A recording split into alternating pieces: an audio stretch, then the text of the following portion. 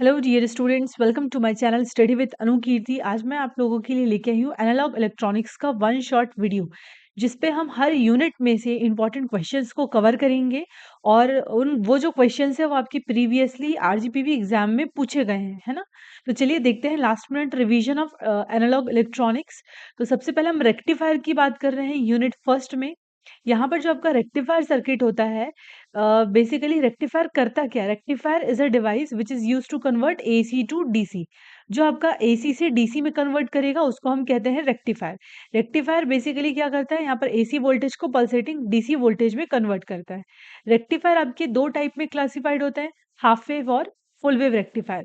Half wave rectifier की बात करें तो this is the circuit of half wave rectifier, जहां पर आप एक डायोड का यूज करेंगे और वो यहाँ पर एक रेजिस्टेंस आरएल होगा and this is the AC supply.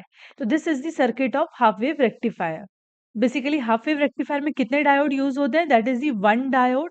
और यहाँ पर एक रेजिस्टेंस, लोड रेजिस्टेंस आरएल आपका यहाँ पर कनेक्टेड है।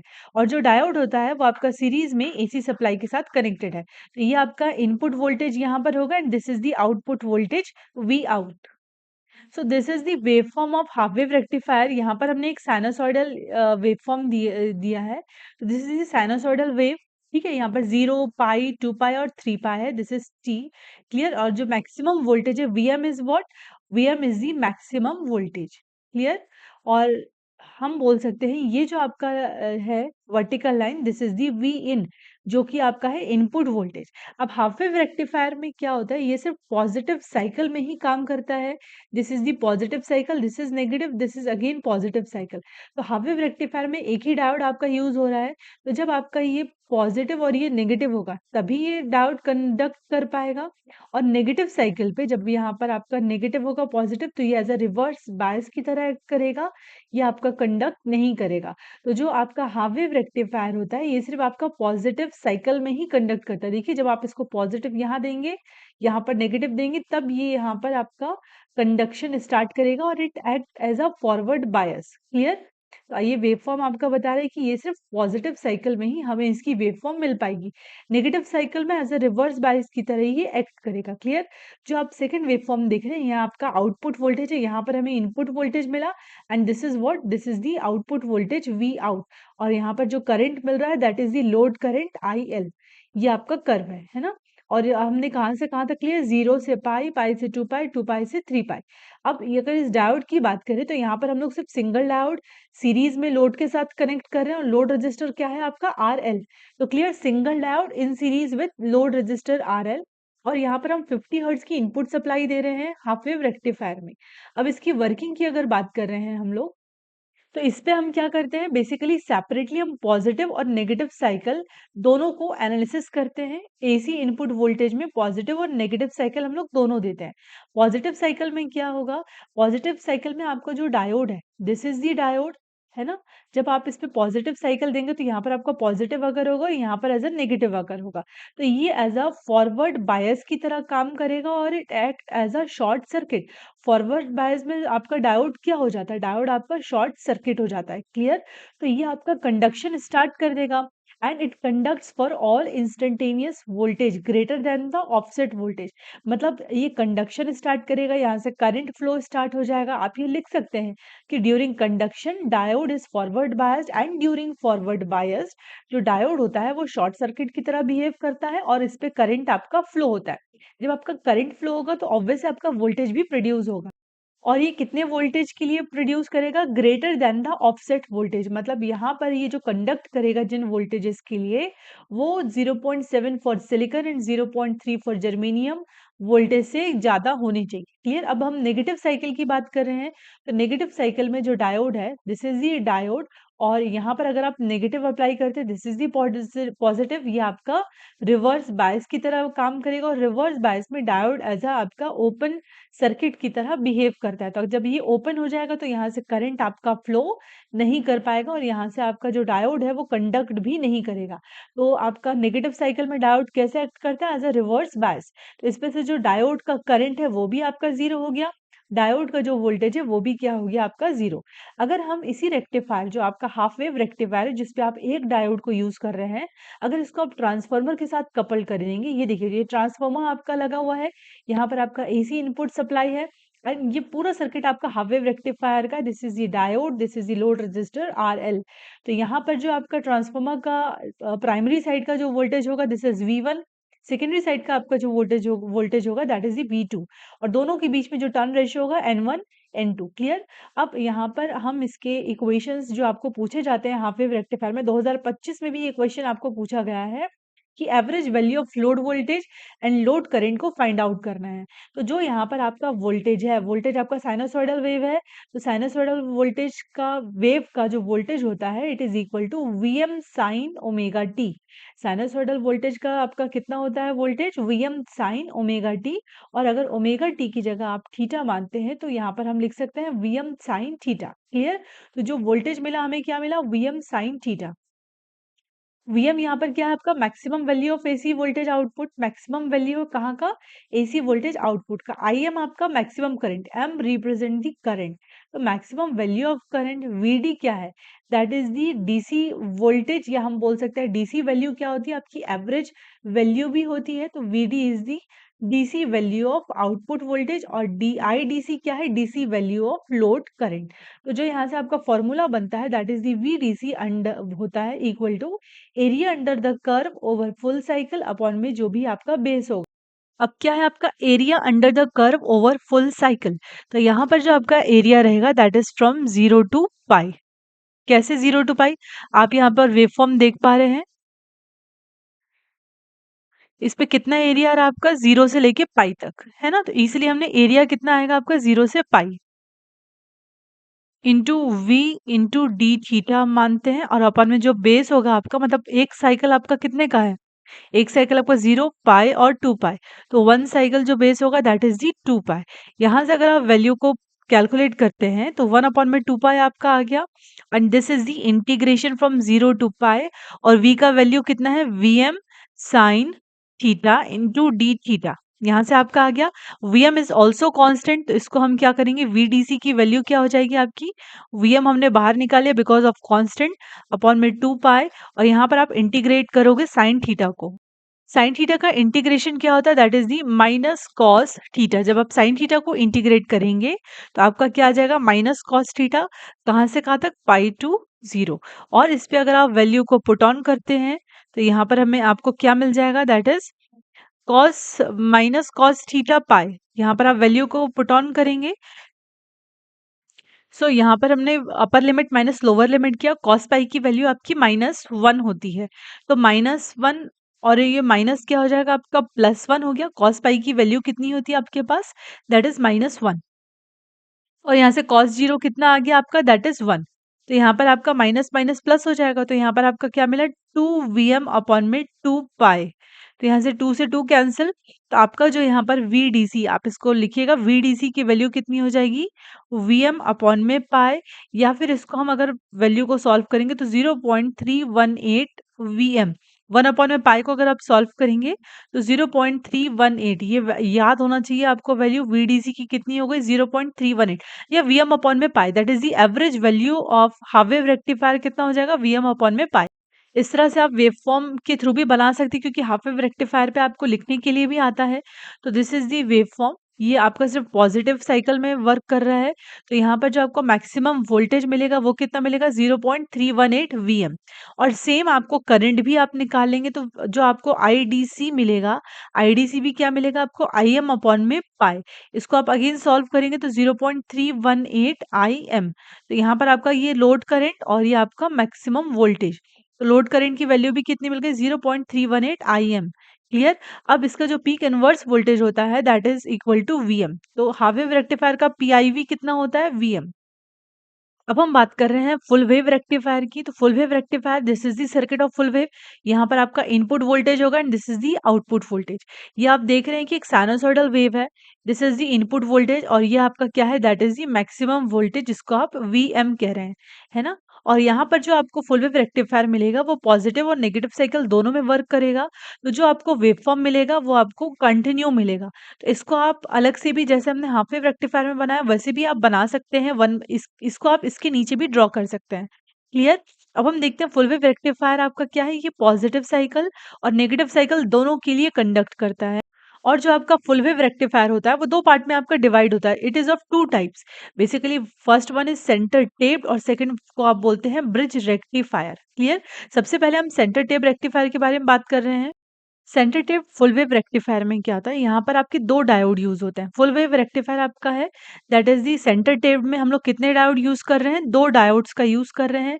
और यहाँ पर ये जो ट्रांसफार्मर है, इसके बीच से हम लोग टेपिंग यहाँ पर लगाए हैं और एक रजिस्टर R2 को हम यहाँ RL, this is the register RL, this is the load register जिसको हम कनेक्ट किए हैं, है ना? यहाँ पर टेपिंग किए हैं ट्रांसफार्मर के मिड में। क्लियर?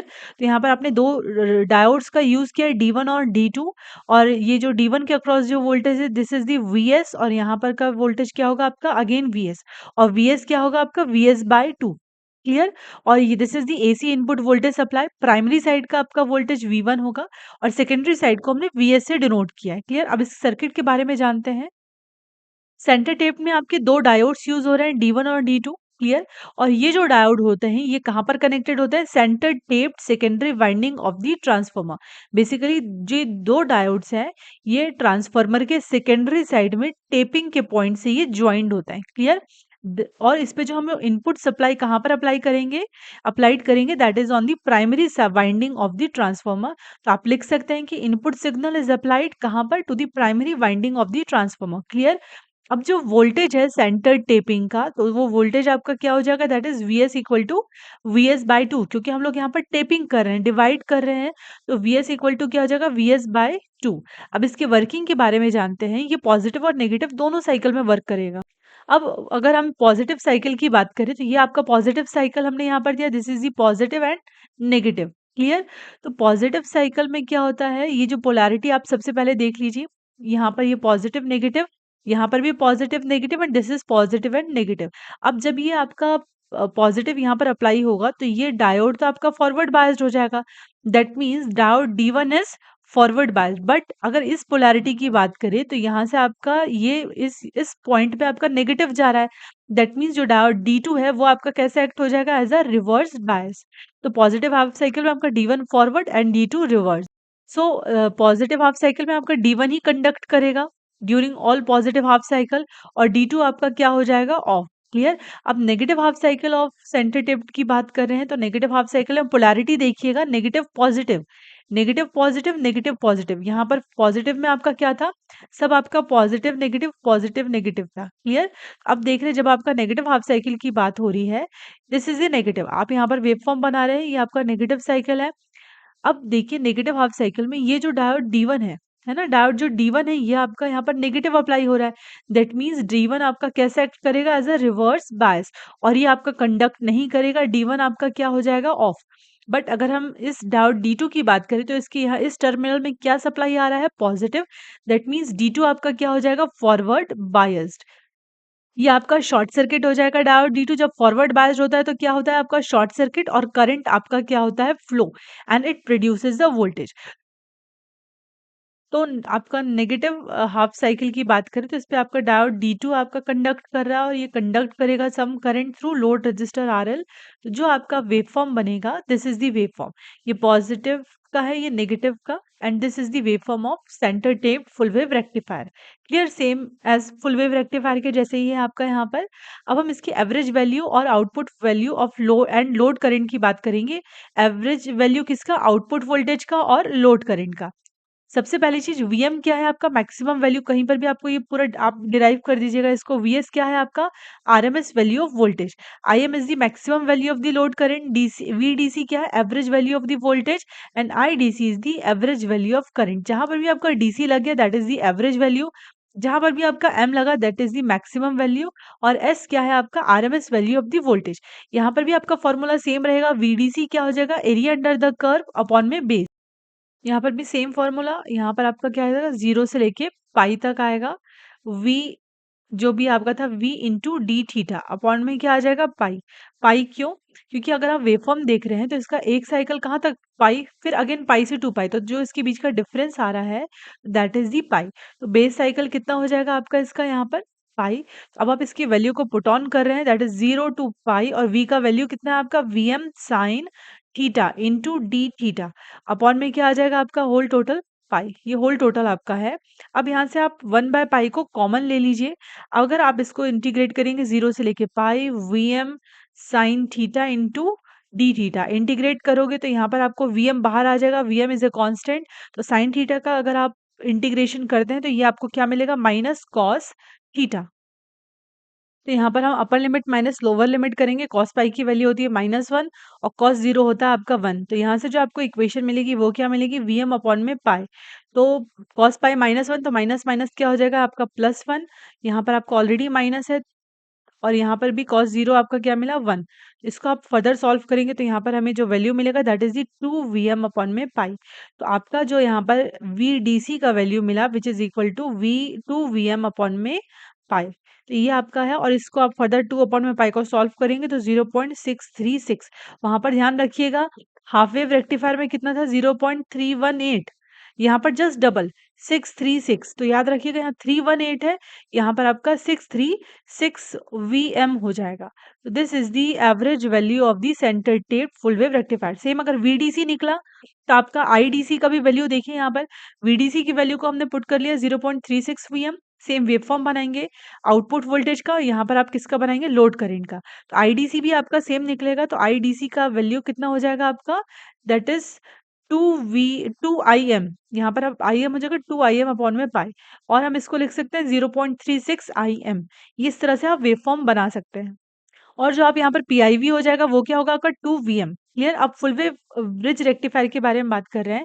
तो यहाँ पर हम लोग 4 डायोड्स का यूज कर रहे हैं, D1 D2 ऑपोजिट में and D3 D4, D1 D2 D3 D4 and AC supply के अक्रॉस ये कनेक्टेड है। बीच में आपका एक लोड रेजिस्टर RL है। यहाँ पर आपके 4 डायोड्स यूज हो रहे हैं। पॉजिटिव और नेगेटिव दोनों साइकिल में हम बात कर रहे हैं। वर्किंग ऑपरेशन पूछा जाता है तो इनपुट वोल्टेज जब आपका पॉजिटिव होगा तो D1 और D2 ही आपके फॉरवर्ड बायस्ड होंगे पॉजिटिव साइकिल में। ये आप सर्किट देख पा रहे हैं। यहाँ पर जब आपका हम पॉजिटिव साइकिल देंगे तो ये करंट जो आपका आएगा D1 और ये इस तरह से फ्लो के D2। तो D1 D2 फॉरवर्ड बायस और जो D3 एंड D4 है वो आपकी ओपन सर्किट हो जाएगा और ये रिवर्स बायस में काम करेगा।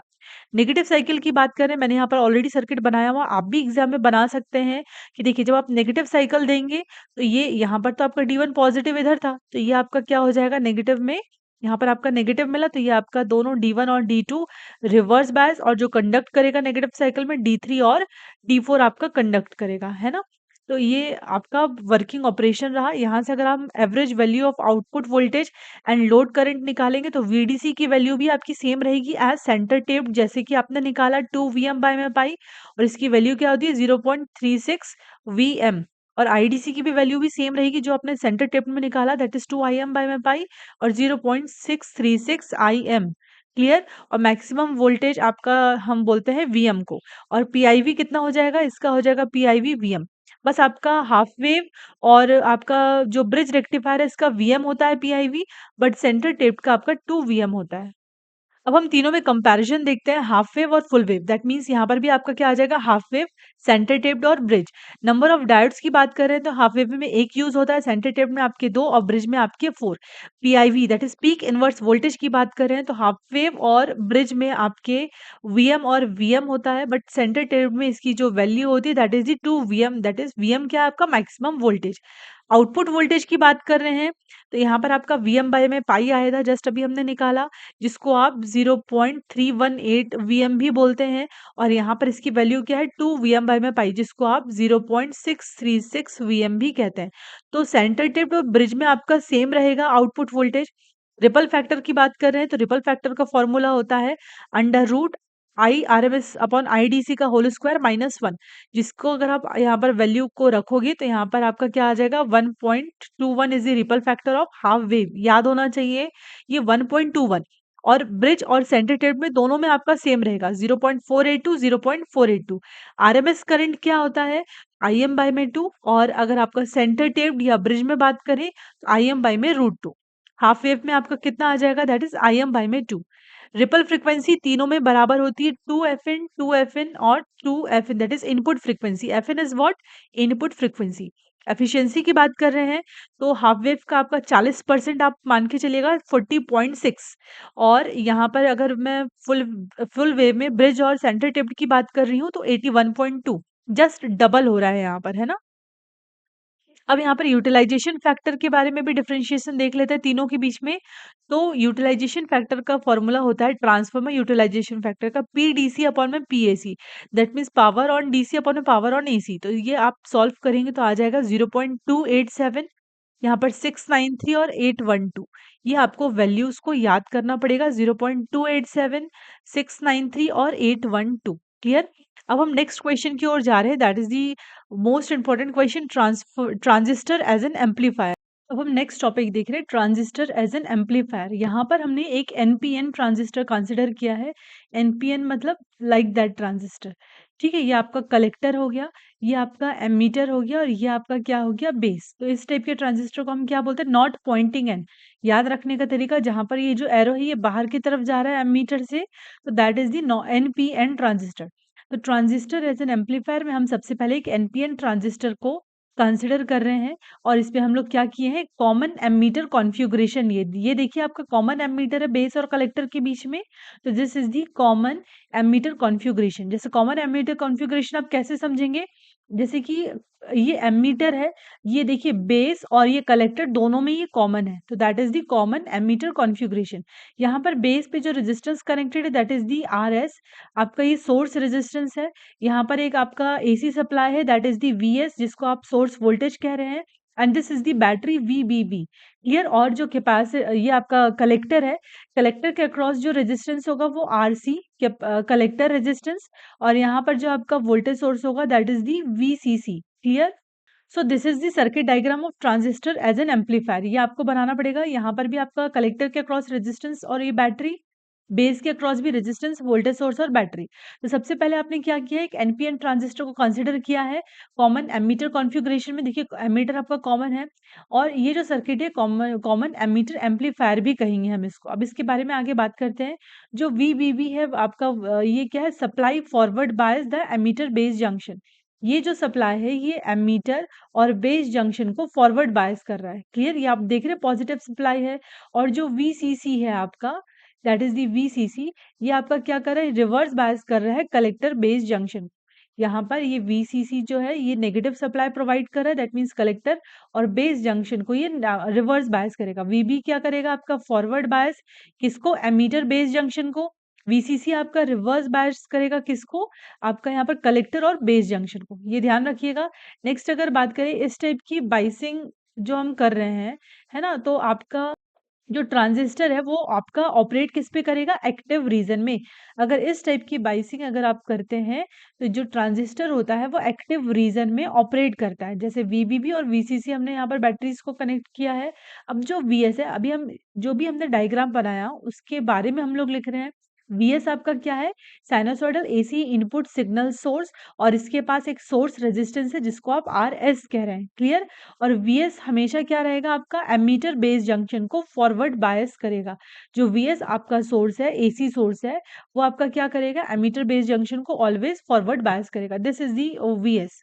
क्लियर। आगे हम इस पे वर्किंग की बात कर रहे हैं। तो कब अगर इस पे मान लीजिए कि स्टार्टिंग में अगर कोई भी एसी सिग्नल सोर्स नहीं होगा, है ना, कोई भी एसी सिग्नल सोर्स नहीं होगा, उस केस में आपका डीसी कलेक्टर करंट, जिसको आप आईसी बोल रहे हैं, वो आरसी की पास से फ्लो होगा। आरसी आपका कलेक्टर के साइड था, यहाँ पर आपका आरसी कनेक्टेड था। तो जब आपका कोई भी सिग्नल, मतलब जब हम एसी सोर्स को अप्लाई नहीं करेंगे, उस केस में आपका आईडीसी क्या होगा? फ्लो होगा। कहाँ पर फ्लो होगा? जो रेजिस्टेंस आरसी कनेक्टेड है उसके थ्रू ये फ्लो होगा। तो इसको हम क्या कहते हैं? Zero signal current. आईडीसी क्या हो गया? आपका जीरो सिग्नल करंट, या आपको इसको क्विसेंट ऑपरेटिंग करंट भी बोलते हैं। अब जैसे ही हम लोग एसी सिग्नल सोर्स अप्लाई करेंगे, कहाँ पर अप्लाई करेंगे? एमीटर बेस जंक्शन पे। आपका एसी सोर्स, आपको डायग्राम आप साइड में बना लीजिएगा, तो जो यहाँ पर हम पढ़ रहे हैं आप इजीली रिकॉग्नाइज कर सकते हैं कि जो एसी सोर्स है आपका कहाँ पर कनेक्टेड है? That is the AC source. ये आपका एसी सोर्स फॉर, जब इसको फॉर मतलब हम सोर्स अप्लाई कर रहे हैं तो ये किसको फॉरवर्ड बायस कर देगा? एमीटर और बेस जंक्शन को। क्लियर। अब जब ये एमीटर बेस जंक्शन को फॉरवर्ड बायस करेगा, तो यहाँ पर हम पॉजिटिव हाफ साइकिल की बात कर रहे हैं। पॉजिटिव हाफ साइकिल में आपका इनपुट सिग्नल हम ये तो आपका एमीटर बेस जंक्शन क्या हो गया, फॉरवर्ड बायस हो गया। तो ये क्या होगा, आपका इंक्रीज होगा। जब आप फॉरवर्ड बायस की केस की बात कर रहे हैं ना, तो अब जैसे ही इंक्रीज होगा तो यहाँ पर ज्यादा आपका इलेक्ट्रॉन्स इंजेक्ट होंगे। कहाँ पर, आपके बेस में। हमने इनपुट सिग्नल सोर्स अप्लाई किया बेस में, बेस एमीटर जंक्शन आपका फॉरवर्ड बायस हुआ, तो बेस में आपके ज्यादा इलेक्ट्रॉन्स इंजेक्ट होंगे और वो कहाँ पर पहुंच जाएंगे, आपके कलेक्टर पॉइंट पे, और वहां पर आपका जो कलेक्टर करंट होगा वो आपका इंक्रीज करेगा। क्लियर। अब आपका जो कलेक्टर करंट इंक्रीज हुआ है उससे आपका वोल्टेज ड्रॉप प्रोड्यूस होता है। तो यहाँ पर ये चीज समझिएगा। सबसे पहले आप क्या कर रहे हैं, फॉरवर्ड बायस कर रहे हैं। किसको कर रहे हैं, एमीटर बेस जंक्शन को आप फॉरवर्ड बायस कर रहे हैं। तो एमीटर बेस जंक्शन को आप फॉरवर्ड बायस करेंगे तो ये आपका इंक्रीज होगा, इसके अंदर जो भी आपका इनपुट सिग्नल है। अब जब ये फॉरवर्ड बायस हुआ तो जो बेस है, बेस के अक्रॉस जो इलेक्ट्रॉन्स होते हैं वो भी आपके क्या होंगे, ज्यादा होंगे, बढ़ेंगे। जिससे क्या होगा, जो आपका कलेक्टर करंट होगा वो भी इंक्रीज होगा। अगर करंट बढ़ेगा तो जो आपका रेजिस्टेंस आरसी है इसके अक्रॉस ड्रॉप क्या होगा, V इज इक्वल्स टू क्या होता है, आई आर। अगर करंट बढ़ा तो इसके अक्रॉस जो ड्रॉप होगा वो भी क्या होगा, आपका ज्यादा होगा। अब रिवर्स बायस की बात करें, दैट मीन्स नेगेटिव साइकिल की बात करें, अभी हम पॉजिटिव साइकिल की बात किए। तो जब नेगेटिव साइकिल आपका होगा उस केस में जो आपका फॉरवर्ड बायस है एमीटर बेस जंक्शन, वो आपका क्या होगा, रिड्यूस्ड। नेगेटिव साइकिल में जो फॉरवर्ड बायस हुआ है वो आपका जंक्शन एमीटर बेस जंक्शन क्या हो जाएगा, रिड्यूस्ड। अगर ये रिड्यूस्ड हुआ तो इलेक्ट्रॉन फ्लो भी कहीं ना कहीं बेस के पास आपका रिड्यूस्ड होगा। और अगर इलेक्ट्रॉन रिड्यूस्ड हुआ तो जो कलेक्टर करंट है वो भी क्या होगा, आपका रिड्यूस्ड। ये ध्यान रखिएगा, एमीटर बेस जंक्शन अगर रिड्यूस्ड हुआ तो बेस के अक्रॉस जो इलेक्ट्रॉन है वो भी रिड्यूस्ड होगा और कलेक्टर करंट भी आपका क्या होगा, रिड्यूस्ड। तो इस वजह से जो आपका रेजिस्टेंस आरसी के अक्रॉस जो ड्रॉप है वो भी क्या हो जाएगा, आपका रिड्यूस्ड। क्लियर। यही चीज हमने लिखा है। तो इससे हमें ये समझ में आता है कि अगर हम स्मॉल एसी सिग्नल प्रोवाइड कर रहे हैं इनपुट पे, तो उससे आपका लार्ज एसी सिग्नल आउटपुट पे हमें मिलता है। अगर आप स्मॉल सिग्नल एसी देंगे इनपुट पे तो लार्ज आपको आउटपुट पे मिलेगा या लोड रेजिस्टेंस के पास मिलेगा। क्लियर। तो इस तरह से आपका जो ट्रांजिस्टर है वो एज ए एम्पलीफायर के रूप में काम कर रहा है। ये क्वेश्चन बहुत बार पूछा जाता है, it is from unit second. अब एम्पलीफायर क्या होता है, तो एम्पलीफायर बेसिकली एक प्रोसेस है जिसपे हम पावर, जो भी एसी सिग्नल के पावर होते हैं उसको हम इंक्रीज करते हैं, उसको हम कहते हैं एम्पलीफिकेशन। और जिस सर्किट में भी हम एम्पलीफिकेशन करते हैं उसको हम कहते हैं एम्पलीफायर।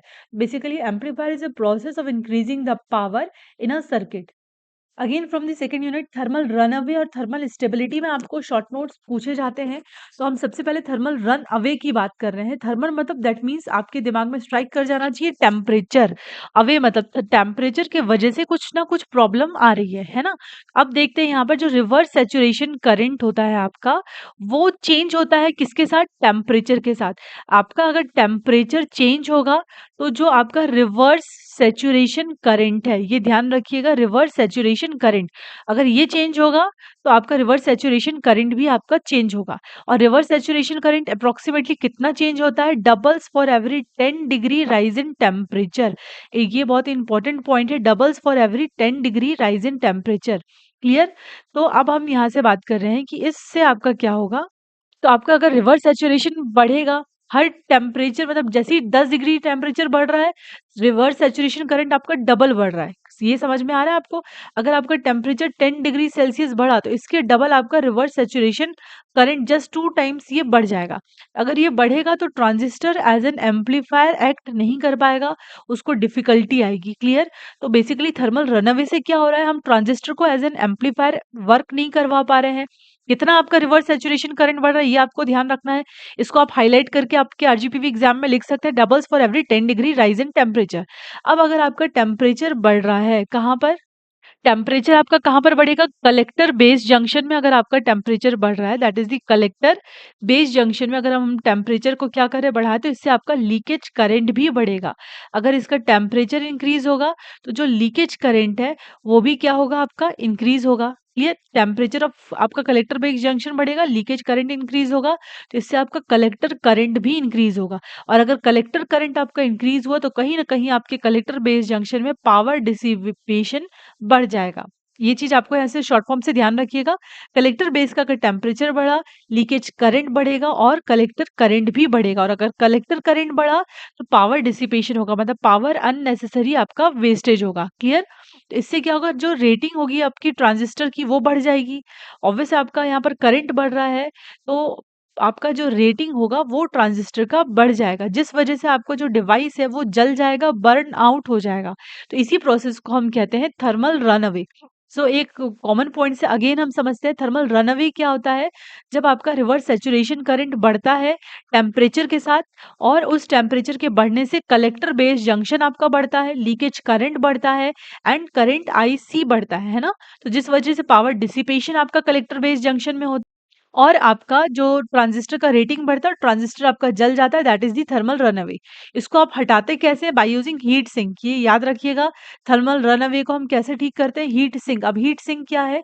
ये एक मेटेलिक हीट कंडक्टिंग डिवाइस है, जो कि हम ट्रांजिस्टर के बहुत ही नजदीक लगा देते हैं। ट्रांजिस्टर लगा हुआ है, उसके पास हम हीट सिंक लगाते हैं, और हीट सिंक क्या है? एक मेटेलिक हीट कंडक्टिंग डिवाइस, जो कि क्या करता है, ट्रांजिस्टर के पावर डिसिपेशन कैपेबिलिटी को बढ़ा देता है।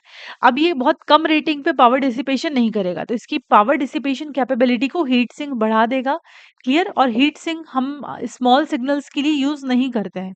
क्लियर? हम जो लार्ज सिग्नल्स आएंगे उसके लिए हम हीट सिंक का यूज करेंगे, क्योंकि स्मॉल सिग्नल में आपका उतना थर्मल रनअवे अराइज नहीं होगा, बट अगर लार्ज सिग्नल आएगा तो वहां पर हम हीट सिंक का यूज करेंगे। तो यहाँ पर ध्यान रखना, metallic heat conducting device is heat sink. अब बात करें थर्मल स्टेबिलिटी का, इसमें भी आपको शॉर्ट नोट्स आते हैं, दोनों एक साथ आपको पूछे जाते हैं। थर्मल स्टेबिलिटी क्या है? बेसिकली जब आपका टेम्परेचर चेंज होता है, जब आपका टेम्परेचर चेंज होगा तो आपका जो क्यू पॉइंट है, जिसको आप ऑपरेटिंग पॉइंट बोलते हैं, वो आपका कांस्टेंट रहना चाहिए। क्लियर? तो thermal stability in transistor ensure, जब आपका टेम्परेचर चेंज हो रहा है तो जो आपका ऑपरेटिंग पॉइंट है वो आपका कांस्टेंट होना चाहिए। तो इस वजह से आपका थर्मल रनअवे हम लोग प्रिवेंट कर सकते हैं, बचा सकते हैं। तो that is the thermal stability. कहीं ना कहीं आपको थर्मल रनअवे से जो बचा रहा है, that is the thermal stability. अब बीजेटी के बारे में बात करें, बीजेटी पे भी आपको शॉर्ट नोट्स आते हैं। BJT is a bipolar junction transistor. ये करंट कंट्रोल डिवाइस है। ये आपके वर्ड्स है जिसको आप सेंटेंस में भी बना के लिख सकते हैं। BJT is a current control device. ये एक थ्री टर्मिनल डिवाइस होता है, एमीटर, बेस और कलेक्टर। यहाँ पर आप डायग्राम देख रहे हैं, एनपीएन ट्रांजिस्टर और पीएनपी ट्रांजिस्टर। यहाँ पर यह एमीटर, बेस और कलेक्टर। आप रीजन देख पा रहे हैं, जो एमीटर है आपका बेस से बड़ा है बट कलेक्टर से छोटा है, और जो कलेक्टर रीजन होता है ये भी आउटर साइड पार्ट होता है, ये आपका सबसे बड़ा रीजन होता है ना। चाहे वो पीएनपी की बात करें चाहे एनपीएन की बात करें, दिस इज द डायग्राम। अब हम एमीटर की बात करते हैं, तो ये एक ट्रांजिस्टर का वन साइड रीजन है, जो कि चार्ज कैरियर सप्लाई करेगा, और ये बहुत ही हेवली डोप्ड होता है। क्लियर? हेवली डोप्ड रीजन है ना। अब बेस की बात कर रहे हैं, तो ये middle region of the transistor होता है, दो पीएन जंक्शन के बीच का जो पार्ट होता है, दैट इज दी बेस। और बेस बहुत ही थिन होता है एमीटर और कलेक्टर के कंपैरिजन में, और ये लाइटली डोप्ड रीजन होता है ना। अब कलेक्टर की बात करें, तो collector is a region situated in the outer of the transistor. अभी जस्ट हमने देखा, दिस इज द कलेक्टर, और ये क्या है? आपका आउटर रीजन है ट्रांजिस्टर का। क्लियर? और ये भी आपका चार्ज कैरियर सप्लाई करेगा, एंड इट कैरीज द, मतलब जो भी इसका जो रीजन होगा, जो एरिया होगा, वो एमीटर से बड़ा होगा, और बेस से भी इसका रीजन बड़ा होगा। क्लियर? और ये भी एमीटर की तरह एक हेवली डोप्ड रीजन है। अब यहाँ पर हम अगर फर्दर डायग्राम की बात कर रहे हैं, एनपीएन और पीएनपी की, आप इस तरह से बना सकते हैं। एनपीएन मतलब एमीटर से जब आपका ये जो करंट है ये बाहर जा रहा है, और पीएनपी का मतलब एमीटर से जब आपका करंट अंदर की ओर, बेस की ओर आ रहा है। क्लियर? अगर आपको शॉर्ट नोट्स के बारे में आता है तो इतना आप लिख सकते हैं। मोड्स जो होते हैं ट्रांजिस्टर ऑपरेशन के, वो कौन कौन से होते हैं? फॉरवर्ड, सैचुरेशन और कट ऑफ। अगर हम फॉरवर्ड की बात करें तो एमीटर, और एमीटर बेस और कलेक्टर बेस, ये आपका फॉरवर्ड होगा और ये आपका रिवर्स होगा। सैचुरेशन की बात करें तो एमीटर बेस और कलेक्टर बेस दोनों ही फॉरवर्ड होते हैं, कट ऑफ में दोनों ही आपके रिवर्स हो जाते हैं। That is the open switch आपके एज अ वर्क करते हैं। कट ऑफ रीजन में दोनों ही रिवर्स, सैचुरेशन में दोनों ही फॉरवर्ड, और एक्टिव में एमीटर फॉरवर्ड और कलेक्टर आपका रिवर्स। नाउ नेक्स्ट हम लोग बात कर रहे हैं, that is the FET. FET का जो फुल फॉर्म होता है, that is the field effect transistor. और एफईटी भी आपका थ्री टर्मिनल डिवाइस है। इस एफईटी, बीजेटी या मॉसफेट पे आपको शॉर्ट नोट्स लिखने के लिए आते हैं। हम बात करें 3 टर्मिनल डिवाइस कौन-कौन से होते हैं, इसमें drain, gate and source, clear? और एफईटी जो होता है वो एक वोल्टेज कंट्रोल डिवाइस है और ये एक यूनिपोलर डिवाइस है। यूनिपोलर डिवाइस है दैट मीन्स एक ही, चाहे इलेक्ट्रॉन चाहे होल, दोनों में से किसी एक से ही ये आपका वर्क करेगा। अब अगर हम एफईटी की डायग्राम की बात कर रहे हैं, this is the N channel and this is P channel FET. N channel में देखिए ये आपका पॉइंटिंग इन हो रहा है, ये ड्रेन, गेट और सोर्स। गेट से आपका ये जो एरो है ये अंदर की तरफ आ रहा है, that is the N channel. P channel में गेट से ये आपका क्या होगा, बाहर की तरफ जाएगा, that is the P channel. अब एफईटी की फर्दर बात कर रहे हैं क्लासिफिकेशन की, तो एफईटी आपका दो पार्ट में डिवाइड होता है, दैट इज जेएफईटी और मॉसफेट। जेएफईटी दैट मीन्स आपका जंक्शन फील्ड इफेक्ट ट्रांजिस्टर, ये आप लिख भी सकते हैं अपनी कॉपी में अलग से। और मॉसफेट पे होता है, मॉसफेट का फुल फॉर्म होता है metal oxide semiconductor field effect transistor. Field effect transistor ये है मेटल ऑक्साइड सेमीकंडक्टर, क्लियर? अब जेएफईटी आपका डिवाइड होता है दो पार्ट में, एन चैनल और पी चैनल। और मॉसफेट होता है आपका डिप्लीशन टाइप और एनहेंसमेंट टाइप, ये अगेन फर्दर डिवाइड होता है एन और पी, एन और पी चैनल में, क्लियर? अब हम एन चैनल जेएफईटी और पी चैनल जेएफईटी की बात कर रहे हैं। तो एन चैनल जेएफईटी में जो सबसे लार्जर रीजन रहेगा वो एन का रहेगा, और यहाँ पर दो आपके पी रीजन रहेंगे, clear? This is the drain, gate and source. जो गेट पी का आउटर रीजन है ये आपस में कनेक्टेड होंगे पी साइड से। अब हम पी चैनल की बात कर रहे हैं, दैट मीन्स जो लार्जर रीजन रहेगा वो कौन सा रहेगा, आपका पी। और दो यहाँ पर एन रीजन रहेंगे, ये भी आपस में जुड़े होंगे through gate, clear? This is drain, gate and source, clear? अब अगर आप एक को समझ लेते हैं तो आप दूसरे को भी इजीली आप लिख पाएंगे। यहाँ पर क्या है, it consist of N type semiconductor with two heavily doped P region. ये एन टाइप सेमीकंडक्टर कंसिस्ट क्या है, इसके पास दो हेवली डोप्ड पी रीजन है। यहाँ पर आप लिख सकते हैं same, it consist of P type, और यहाँ पर जो हेवली डोप्ड रीजन है वो क्या है, टू एन टाइप, क्लियर? इस पे आप सेम फॉर्म में आप यहाँ पर पी चैनल में भी लिख सकते हैं। अगर हम बात करें पी टाइप रीजन आपका क्या फॉर्म कर रहा है, पीएन जंक्शन। और यहाँ पर आपका एन टाइप जो रीजन है वो आपका क्या फॉर्म कर रहा है, that is again it is PN junction. यहाँ पर भी आप सेम फॉर्म में लिख सकते हैं।